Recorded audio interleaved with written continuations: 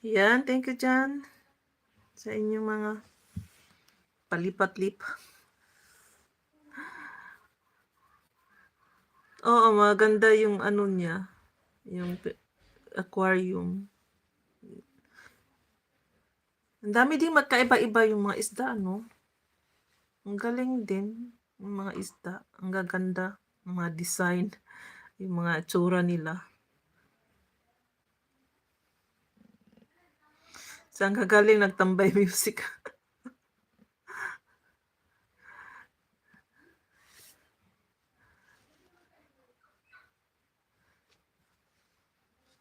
Sis Lee, gising ka na. Nagsalita na. Nagising na yan.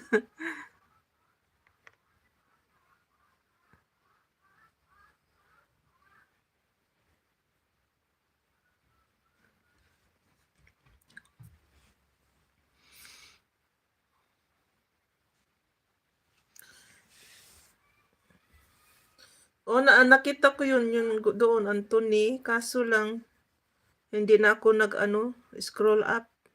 Kasi diretso na ako sa kusina.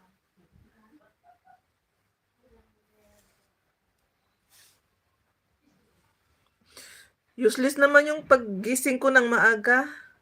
Hindi pa ako tapos nagluto sa ulam. Umalis na agad yung mister ko. Hindi na makapaghintay. Nagmamadali. Kasi nag-start na daw yung trabaho. Yung mga tao naghintay. Alam nga naman, gigising ako alas 5. Ang sobrang lamig. Nagising ako mga 6:30. Tapos, naka-freezer pa yung isda.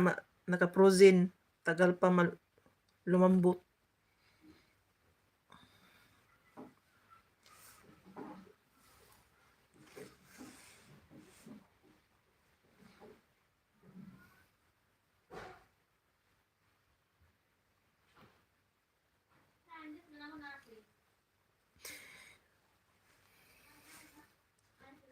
Tinatamad mga European. Ayaw bumangon sa lamig. Sa lamig pa naman. Ang sarap nga. Dito nga, wala lang yan. Yung lamig dito, kumpara dyan. Masyadong malamig dyan. Pero, nalubat.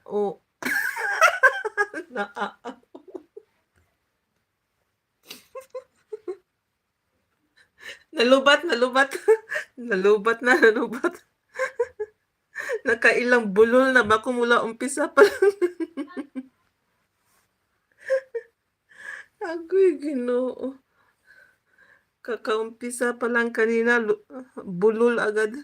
Ayun nga. Ano ba yun? Gusto kong sabihin, nawala ako.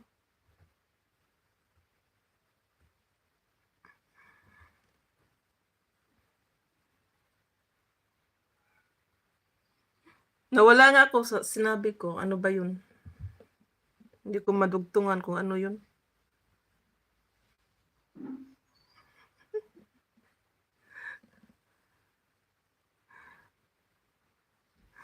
Ay, naku.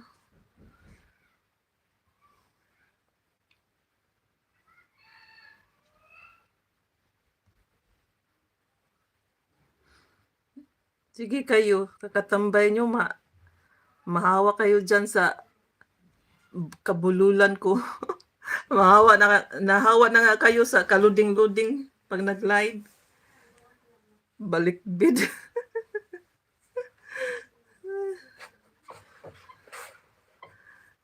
Painitin mo yung likod mo dyan.